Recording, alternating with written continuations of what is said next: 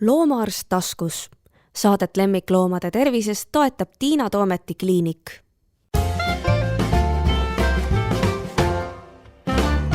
Tere! Te kuulate podcasti Loomaarst taskus. Mina olen Tiina Toomet ja minu vastas istuvad reipad noored inimesed, loomaarsti tudengid Lisette ja Riina. Tere! Tere! Nii, sundisin teid kaugelt Tartust siia tulema. Õpingud on teil veel pooleli, 5. kursus, jah? Just. No nii, väga põnev. Kuidas teist on saanud siis veterinaaria tudengid? Alustame Lisette sinust, et kust tuli idee, et minna õppima loomaarstiks? See on olnud alati selline huvitav küsimus mu enda jaoks ka, sellepärast, et ma ise enne veterinaariat õppisin psühholoogiat. Õppisin inimeste psühholoogiat ja sealt on tekkinud selline huvi üldiselt käitumise ja suhete vastu, kuidas me üksteist mõistame ja mind köidab looma ja inimese suhe. Et nad peegeldavad üksteist väga-väga hästi. Aga veterinaaria juurde tulles siis selle aja sees ma võtsin ka endale koera varjupaigast. Ja temal on olnud väga palju terviseprobleeme, käitumisprobleeme, et siis temaga koos elades nüüd 5 aastat olen selle kaudu veel rohkem seda huvi selles valdkonnas edasi areneda nagu täiendanud, et mu koer on olnud kindlasti üks põhjustest ja miks ma olen siin ja miks ma teen seda, mis ma teen praegu. No see on väga huvitav, et esimesel kursusel õppisid anatoomiata pealt ja nüüd oled jõudnud siis käitumiseni. Just. Kas sa selle psühholoogiaga jõudsid lõpusirgele või said mingi poole peal aru, et veterinaaria köidab sind rohkem? Vot nii, psühholoogiga ma jõudsin sinnamaani, et ma võtsin isegi veel ühe lisakraadi, tegin filosoofiat ka 2 aastat ja mõlemal jäi siis lõputöö kirjutamata. Aga sellegi poolest need teadmised on ikkagi nende 5 aasta jooksul nagu kogutud ja rakenduvad siis praegu ka selles. Jaa, kindlasti.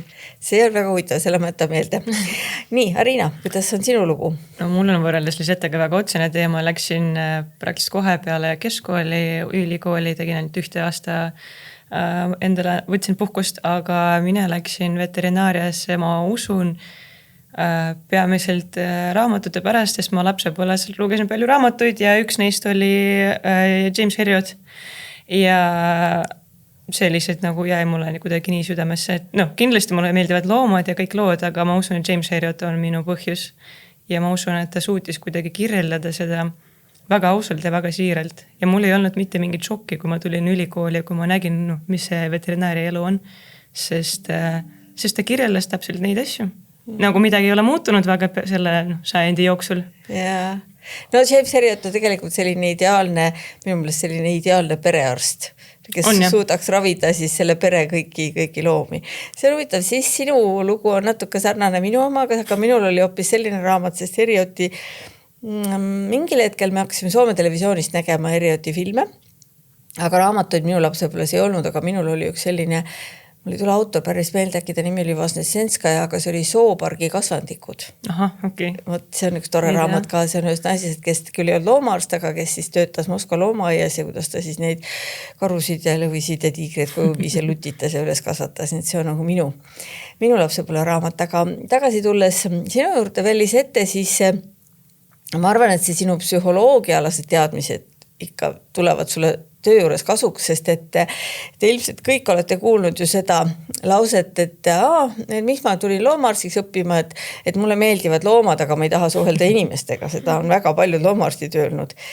Ja siis aru saanud, kui nad tööle hakkavad, et 80% suhtlevad need omanikuga ja peavad omaniku muresid kuulama ja loom on seal väike osa, nii et sul on ilmselt see pagas hakkama saamiseks päris hea. Jaa, ma arvan, et võib-olla ma olengi siis esimene, kes tõesti, kellele meeldib inimestega suhelda. Ei ole esimene, kui mõni on veel. Või siis julgeda minna selle dogma nagu vastu, et sellise nagu väitega üldse ennast identifitseerida minu jaoks. Et ikkagi, ma arvan, et omaniku me peame nägema tiimiliikmena. Jaa, ei muidu ei tule sest asjast midagi välja. Ja me jälle jõuame sinna välja. Miks te siit ära mul istute, aga ma lähen seda natuke kõverat teed pidi, ei küsi otse neid küsimusi, vaid tahan nüüd teada, et kas teile stuudiumi jooksul sest 5 aastat on praktiliselt ju nüüd kohe täis saamas, on teile antud ka neid oskusi? A, et kuidas selle inimesega, selle loomaomanikuga käituda ja B, üks on looma ravimine, teen süsti, võtan vereproovi, kõik, aga teha seda nii, et selle loomal oleks enam-vähem hea, me ei saa öelda, et tal on hea, sest ta on haige, tal on nii paha, aga arvesta loomaga, et kas teie õpingute ajal on nendele 2 asjale ka tähelepanu pööratud? No selle kliendiga suhtlemisest me ei ole veel jõudnud, ma tean, et see kursus on 6. aastal, aga ma usun lõppude lõpuks seda jääb vähe, kindlasti, kuigi ei tea, varsti näeme. Aga loomaga suhtlemisest, looma heaolust meil on päris mitu isegi ained, kuigi sa mingi hetk hakkad tundma, et sa tead seda teooriat, aga praktika jaoks sul on nagu midagi väga puudu. Ja et ei saa kindlasti öelda, et ei ole, aga minu isiklik tunne on, et on puudulik praktiline lähenemine. Ja seda meile näitavad ka maailmas uuringud, et seda ütlevad loomaarsti tudengid üle maailma, et nad tunnevad, et isegi kui midagi on programmis, siis see ei ole päriselt see või sellest ei piisa nende jaoks.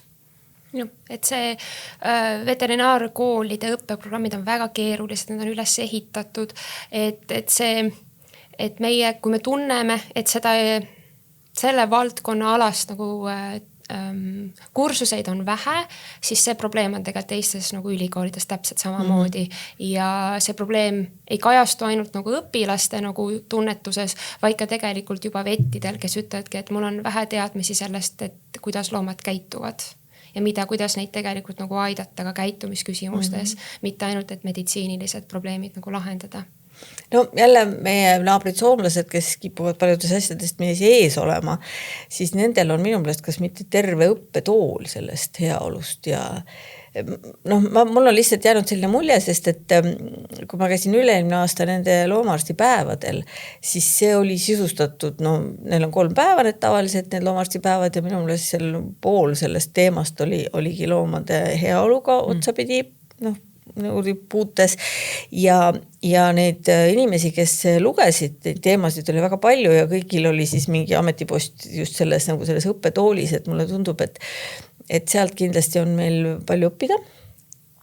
Et kuidas siis seda loomaravimist teostada niimoodi, et sellest oleks ka kasu, sest eks me ju kõik teame nüüd, et kui on halb tuju ja halb meeleolu ja siis oled veel haige, et siis see paranemine on kehva.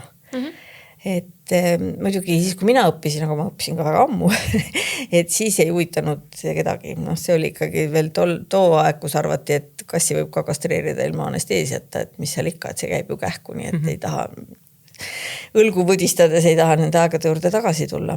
Aga kui teile siis on räägitud, siis ikkagi ma saan aru loomade heaolust ja kuigivõrd ka käitumisest, siis nii suurlooma kui väikelooma mõlemat või? Pigem rohkem ikkagi väikeloomade koerte käitumised ja kassi käitumised on läbi võetud ja David Arney, kes on meie grand old man loomade heaolust, andis ka loomade õppeteooriate sellist üldist, kuidas me loomade psühholoogiat ja inimpsühholoogiat nagu teaduslikult on uuritud. Aga nüüd ka korraks tulles tagasi, mis sa Soome kohta mainisid, ma ise nüüd olen Soomes vahetuses ja ülikooli kliinikus ja ma näen väga erinevust igapäeva asjades, protseduurides, kuidas on mõeldud juba nagu looma heaolu peale kliinikus, et vahel võib ollagi, et kui sa jääd siia Eestisse ühte kliinikusse, siis sa lihtsalt ei näe seda ampluaad, mis on tegelikult kõik nagu võimalik ära teha loomade jaoks. Ja siis teine selline või selline maailma avardumise moment oligi, et kui me käisime kõik koos European Veterinary Congress of Behavioral Medicine ja Animal Welfare, mis toimus siis Helsingis eelmisel sügisel, et sa näed, kui lai see teadusmaailm seal on ja kui spetsiifikasse nad lähevad ja kuidas nende küsimustega tegelikult nagu tegeletakse ja artikleid kirjutatakse, et need teadmised, need praktikad, need on kõik olemas. Need tuleb lihtsalt nüüd viia nagu ellu ka ja ennast harida kogu aeg pidevalt. No Maaülikoolis, ma saan aru, on see soov täiesti olemas. Sellepärast, et eelmine aasta loomakaitsekonverentsil kohtudes Maaülikooli õppejõududega, siis nad olidki seal ju selle mõttega, et korjata üles neid mõtteid, et kuidas saaks siis seda loomade ravi loomasõbralikumaks teha. Kui palju see teie näpud seal mängus on või tulid need teineteisest sõltumatult, et nemad hakkasid tahtma teha sellist asja ja teie olite seal kohe tublide tudengitena võtta, et ma saan aru, et teie olete nüüd praegu siin mõnes mõttes võtnud sellise pioneeri rolli ja me jõuame nüüd siis selle maikuus toimuva ürituseni, et kuidas siis see idee tuli ja mis see üldse on? Meil on kindlasti, me tunneme kindlasti toetust õppejõudude poolt, aga me alustasime oma algatust ikka ise, et see ei olnud nagu nende pakkumine sellega hakata tegelema, ma usun, et meie kõige suurem inspiratsioon oligi see kongress, millest Lisette nüüd mainis Soomes, kui me käisime, siis meil päris hakkasid silmad särama sellest, et vau, see maailm on nii suur ja tegelikult no me ei ole üksi huvitatud selles alas ja selles teemas, et kohe oli tunda, et see on võimalik ja me tahame jagada seda säre silmades. Ja konverentsi korraldamine ise oli meie jaoks nagu hästi põnev kogemus, sest et me näeme ka ennast nagu vettidena, selles osas meil on vaja väga erinevaid oskuseid ja siis selliste ürituste, et sa ei tea kunagi, kuhu su elu sind viib, et need oskused tulevad meile kindlasti nagu tulevikus ka kasuks ja jällegi, et meil tegelikult Eesti vettide kogukonnast ja õppejõudult oleme saanud hästi palju positiivset tagasi, et tudengid võtsid ennast nagu teevad midagi nii lahedat ja väga selgelt kommunikeerivad, mida me tahame ja mis muutust ja kuidas. Nii, aga kommunikeerime nüüd siia ka, et kuulajaga saaks teada, et mida te siis tahate, mida te teete ja kellele te teete? Nii, me üritame korraldada konverentsi, mis on pühendatud loomade heaolule ja käitumisele just kliinikutes. Ja esialgu hakkame rääkima hobustest ja kassidest ja koertest. Meie konverentsi nimi on No Stress, Improving Animal Welfare in Clinics, Evidence-Based Approaches and Practice. Väga pikk nimi, aga No Stress on peamine, mille järgi me käime. Ja siis toimub 9.–10. mail Eesti Maaülikooli peahoones ja mõned asjad toimuvad ka Zoomeedikumis. Ja see konverents on mõeldud kõigile, kes tegelevad veterinaariaga ehk veterinaaridele, tulevastele veterinaaridele ehk tudengitele, veterinaaride abilistele ja ka käitumistega tegelevatele spetsialistidele. Ja et me tahamegi natuke rääkida rohkem sellistest teemadest, pakkuda inimestele sükest kindlad ja ohutud kohta, kus küsida küsimusi, kus saada uusi teadmisi, kus tutvuda võib-olla teiste inimestega ka, sest meie väga suur juba saavutus on see, et me tahame ja see on rahvusvaheline üritus, et meil on juba ostetud piletid ka naaberriikidest, Soomest, Lätist ja Leedust, aga on ka Saksamaalt ja Poolast. Nii et me tahamegi luua sükest keskkonda, mida me tahame loomade jaoks võib-olla ka hiljem luua läbi seda, et kõik oleksid natuke rahulikumad ja kõik oleksid natuke õnnelikumad ja avatud sellele, mis maailmas toimub ja kes on meie ümber on. No ma saan juba aru, et see on ingliskeelne, sest et juba kuulajaid on väga palju teistest riikidest ja ilmselt on ka enamus lektoreid kusagilt väljast. Et kas te räägiksite mõnest, kuidas te nad leidsite, mille põhjal te neid valisite, millest nad räägivad? Jah, meil tegelikult ma ütleks, et enamik lektorid on välismaalt, aga meil on 3 lektorit välismaalt, keda me toome. Et Soomest tuleb üks suur spetsialist Tuuli Appleby, kes räägib just väikeloomast. Ja siis tulevad 2 hobuseala spetsialisti Suurbritanniast, Eleanor Georges ja Renate Larsen. Et nii palju välismaalastest, et neid, ma usun, me leidsime mõnevõrra ka läbi seda sama kongressi Soomes. Mõnevõrra, need on juba inimesed, kes on selles valdkonnas tuntud ja sa kuuled neid nimesid ja me küsisime kindlasti palju rohkem inimesi tulla. Ja need on need, kes ajaliselt olid saadaval, tegelikult oli üllatavalt nagu selline positiivne tagasiside, päris palju inimesi nagu ütleksid, et nad väga hea meelega tuleksid, et lihtsalt ajaliselt kuidagi ei klappi. Siis peate järgmine aasta järgmise korraldama. Et on veel ruumi arendamiseks ja on veel nagu keda kutsuda. aga peale välismaalasi meie jaoks on ka väga tähtis, et me kutsume kohalikke Eesti spetsialiste, sest tegelikult meil on seda ekspertiisis on olemas, et nimedest, keda ma loodan, et on see, eriti selle podcasti kuulajad on kuulnud juba, on Lea Tummeleht ja Anu Poopuu ja Laura Kiiro ja kes meil veel on?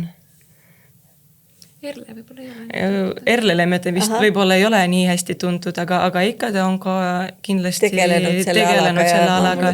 Ja siis on veel mõned nimed, kes võib-olla ei osale nii palju loengutes, aga tulevad näiteks paneeldiskussiooni. No Tuule Appelpõi oli minu, ma arvan, üks esimesi käitumisloengut, mida ma käisin kuulamas, vähemalt Soomes. Ma olin võib-olla kusagil mujal enne käinud, aga Soomes oli ta kindlasti täiesti teeraja ja nii, et selles mõttes on väga tore, et ta leiab mahti aega siia tulla. Sest nemad minu tead oma abikaasaga rajasid Helsingi ülikooli täiesti eraldi nagu departmenti üksuse siis loomade käitumise jaoks. Ja enne seda ei olnud seal ka seda üldse, nii et see on nagu nende selline initsiatiiv olnud. Siis ma saan aru, et teema ongi loomade käitumine, hobune, kass ja koer.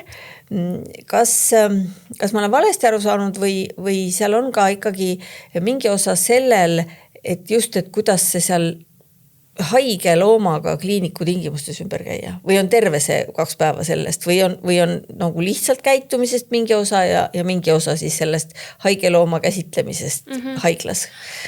Programmi me ehitasimegi tegelikult üles niimoodi, et me läheme üldisest spetsiifilise juurde.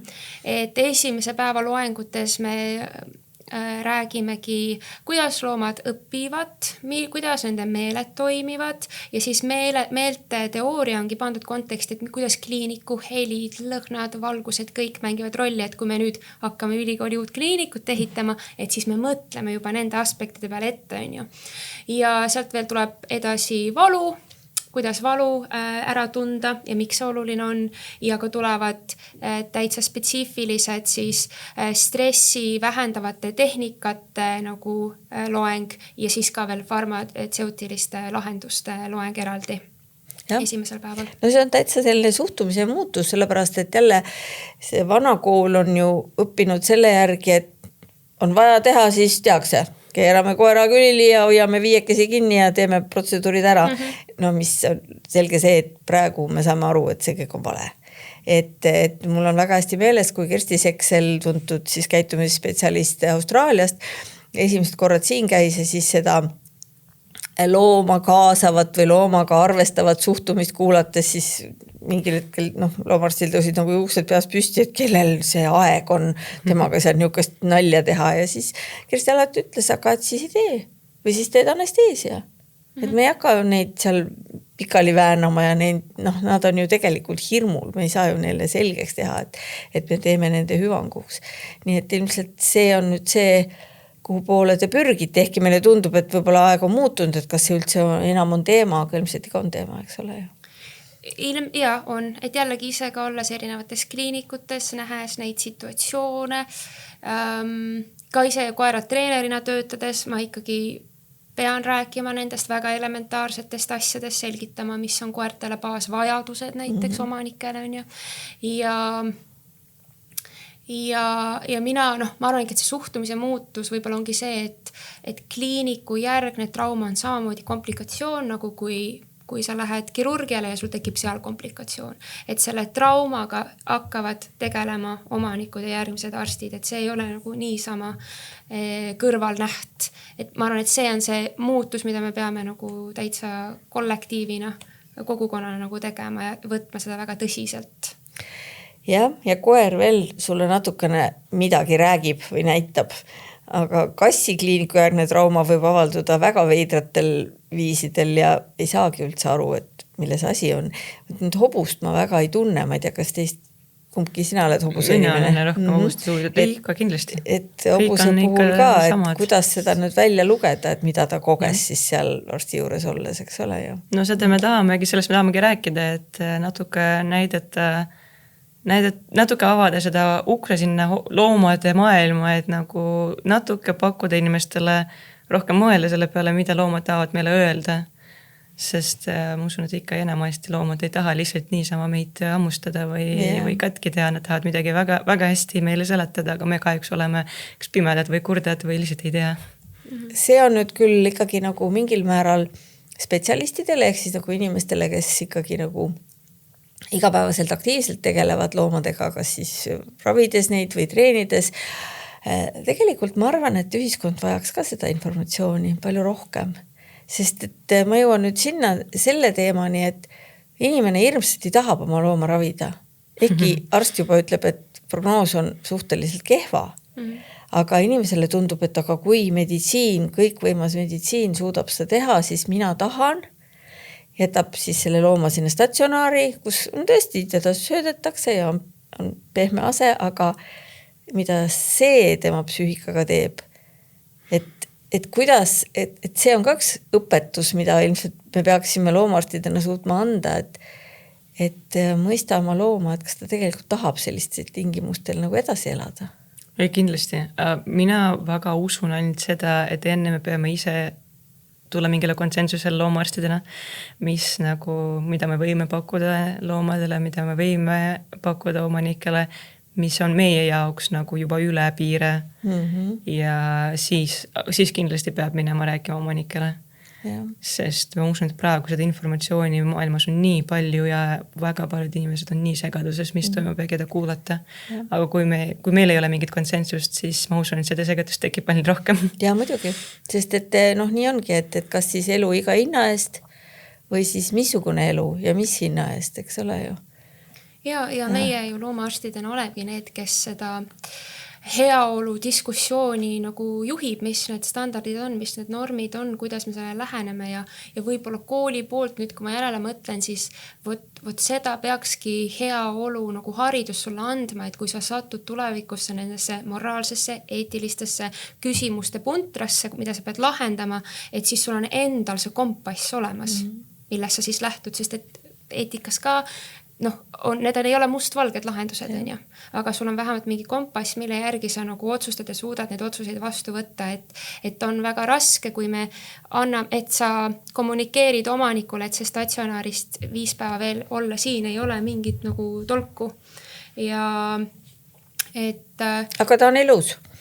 Ta on elus ja siis me jõuame elukvaliteedini, et miks see on määrav ja miks see on oluline ja mille eest me nagu seisame.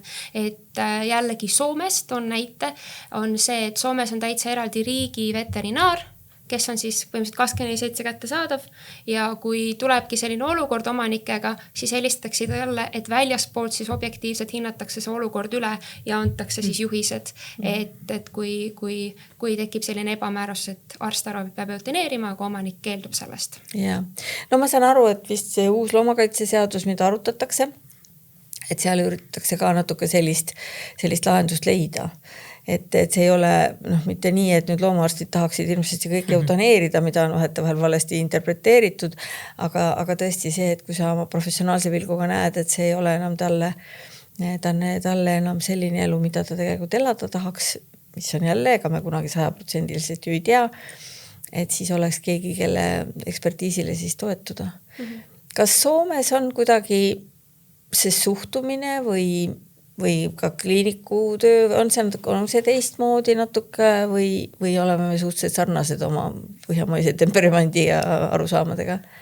Mul oli nüüd siis selline hästi huvitav võimalus, ma töötasin täpselt enne Soome minekut Eesti Maaülikooli loomakliinikus ja läksin siis kohe, et mul on selline hea võrdlus. Ma ei tea, kas see on kultuuriline, aga nende kliinik on kindlasti sisekliimalt palju rahulikum. Ma olin kohati, et miks me ei liiguta kiiremini, hapnikud kohe kõik teeme ära, et palju rahulikumalt nagu võetakse ja nendega, kuna see on õppekliinik, siis ma näen kõrvalt, kuidas nendel on väljaõppe nagu struktureeritud ja läbi viidud, et seda ma nagu tõesti imetlen, kuidas nende tudengite jaoks, sest et seal on siis veterinaaride assistendi tudengid möllavad see ringi ja siis meie tudengid on vetitudengid. Et kuidas need õppeprogrammid on üles ehitatud, et sulle on päriselt inimene, kes sinuga terve päev seal siis nagu tegeleb ja annab sulle siis lugeda, juhendab siin, näitab sulle kõiki, miks ja kuidas tehakse. Et et jah, seda ma olen tõesti imetlenud ja samas see rahulikkus ka, et on piisavalt palju inimesi, kes on tööl, ei ole paanikat, ei ole karjumist, on alati aitäh ja taega ja hästi minu jaoks, võt see oli minu jaoks hästi kummaline, et arstid küsivad minu käest, kas ma olen söönud lõunat. Ja siis ma olen, et miks ta küsid minu käest, siis ta mingi, et ei, et tudengid kõik peavad sööma lõunat, sest et kui sa ei söö, siis sa ei funktsioneeri, sa ei mõtle ja see on nagu kord. See on kord, kas sa oled söönud, et see oli minu jaoks hästi suur üllatus. Aga see niisugune rahu, see ei või tekitada olukorra, et kellegi jaoks jääb see hapnik hiljaks või?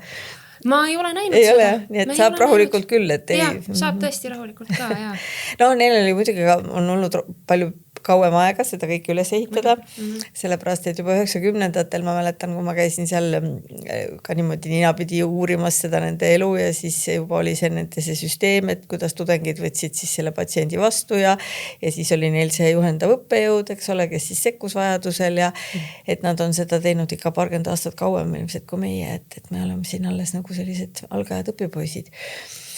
Niimoodi, aga siis on meil vist praegu selle teie, kas ta on seminar, konverents, kuidas te nimetate? Konverentsi koha pealt praegu vist on meil kõik jutud räägitud, et kes tunneb, et on kätt või ninapidi selles asjas sees, et siis saab teiega, kus te üldse seda reklaamite? Praegu meil on mitu platvormi, meil on olemas Facebook üritus, Instagramis account ja olemas ka Maaülikooli veebilehe baasil ka väike veebileht olemas, et ma usun, et kõike saab leida, kui lihtsalt googleda No Stress. Nii et No Stress on kõige lihtsam, sest see pikk nimi ei jää niikuinii kellelegi. Lihtsalt No Stress. Ja, no väga hea. Kuulge, aga tüdrukud väga tore ja ma olen väga tänulik, et leidsid aega, sest et ma kujutan ette, et konverentsi ettevalmistamine võtab palju aega ja 5. kursus ei ole mingi naljaasi ja et te tõesti jõuate nii paljude asjade tegeleda, et suur aitäh teile. Aitäh teile.